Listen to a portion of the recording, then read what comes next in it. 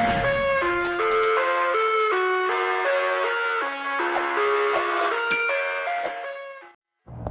guys, welcome to my vlog. Ayan, for today's video, ipapakita ko sa inyo kung paano ko sinet up yung OBS Studio ko. Version 25.0.1, 64-bit Windows po yung gamit ko na OBS Studio. Ayan. Bigyan ko po kayo ng idea kung paano ko ginawa yung live stream preparation ko para sa OBS Studio. Ayan, yung gamit ko po sa live stream ay OBS Studio po mga guys. Kaya ipapakita ko sa inyo ngayon kung ano yung mga ginawa kong Twitch para maging smooth yung live stream ko, walang lag.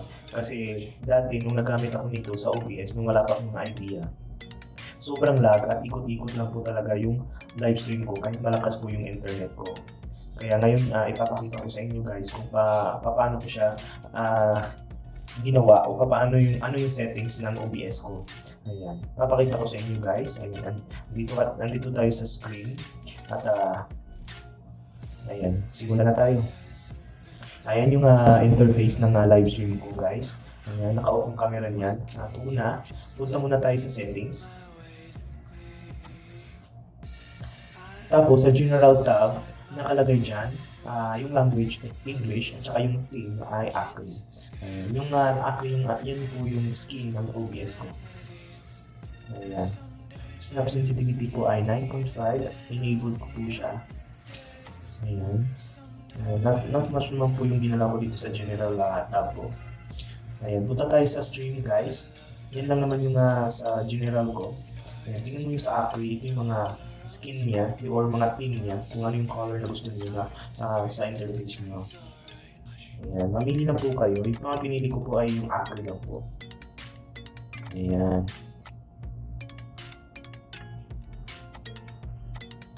Ayan, punta tayo sa stream tab. Dito mo i-paste yung stream key na makikita mo sa YouTube mo, sa YouTube Go Live. Punta kayo sa Go Live pag nag-live kayo dun sa YouTube sa stream, dun mo gawin yung live stream mo at saka i-paste mo yung stream key doon.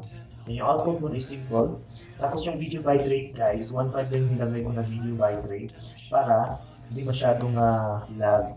Ayan, yun yung pinaka-minimum yung 1.5 Kbps sa video bitrate. Sa audio bitrate naman is 128 para smooth yung audio niya.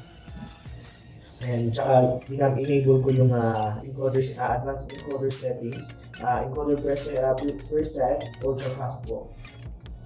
Ayan. Dito naman tayo sa audio. Ayan, stereo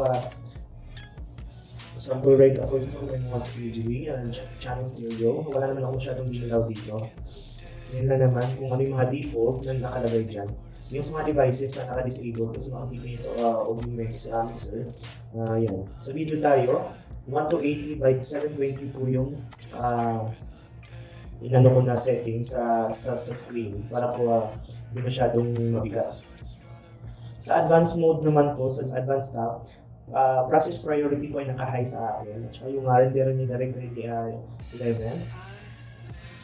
Ayan. Stream delay, nilagyan ko siya ng stream delay. 10 seconds lang po, 10 seconds.